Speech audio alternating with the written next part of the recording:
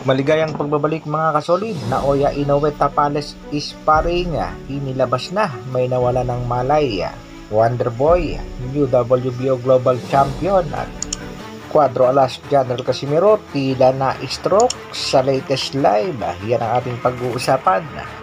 Para sa ating unang balita mga kasolid, Carl James Martin Wonderboy desididong makuha ang WBO Global title matapos ngang ibakante ito ng ating pangbatong si Cuadro Alas General Casimiro.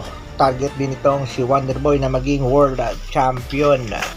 Pipilitin nga ng Ifugao Pride na talunin na ang pangbato ng Thailand na si Chaiwat 40-8. Ang laban ay gaganapin ngayong December 18. Makikita nga natin mga kasolid ang pagiging focus ni Wonderboy Martin sa kanyang pag-ensayo. Kaya good luck sa ating kababayang si Wonderboy Martin. Sa kabilang balita naman mga kasolid, Naoya Inoue kontra Marlon Tapales. Bakbaka na matapos nga magpakita ng ating kababayang si The Nightmare Marlon Tapales ng kanyang mga sparring kontra nga sa ating mga Pinoy prospect na tumutulong sa kasalukuyan sa ating pangbato nga si The Nightmare Marlon Tapales upang makuha nga ang panalo dito sa Japanese monster na si Naoya Inoue. Ayon nga sa mga Pinoy sparring ng ating pangbatong si Tapales ay malaki daw talaga ang tsansang makuha ni Marlon ang panalo. Pero sa mga haters at hindi nagtitiwala, marami rin ang nagsasabing walang kapanapanalo ang ating kababayan dito sa Japanese monster. Hindi rin naman nagpahuli itong si Naoya Inoue at naglabas din ng kanyang sparring kontra nga sa isang Korean champion.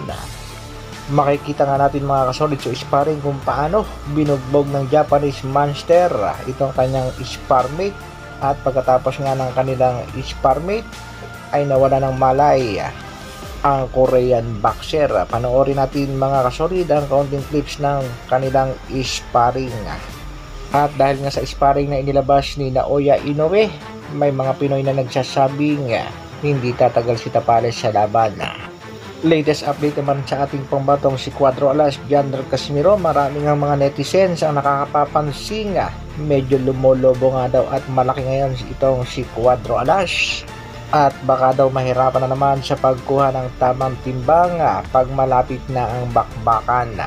Sa kasalukuyan ay nag-start na rin ng training ang ating pangbato. At sa latest live naman itong si Cuadro Alas, napansin nga ng mga netizen na tila parang na-stroke daw ang ating pangbato matapos nga daw gayahin ang iwi style ni Marlon The Nightmare Tapales.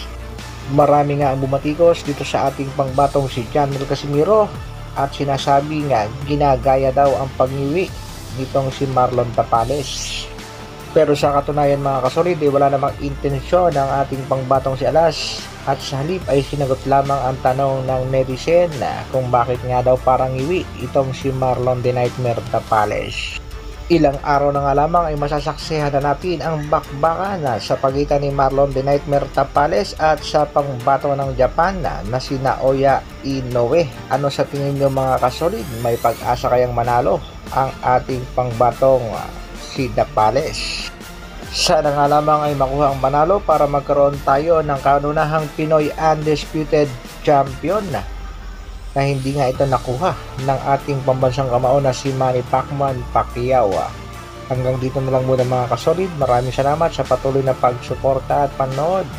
Isang like naman dyan at sa mga bagong mapapadaan sa aking channel, pasubscribe naman. Mabuhay, Dr. Alwin Vlogs.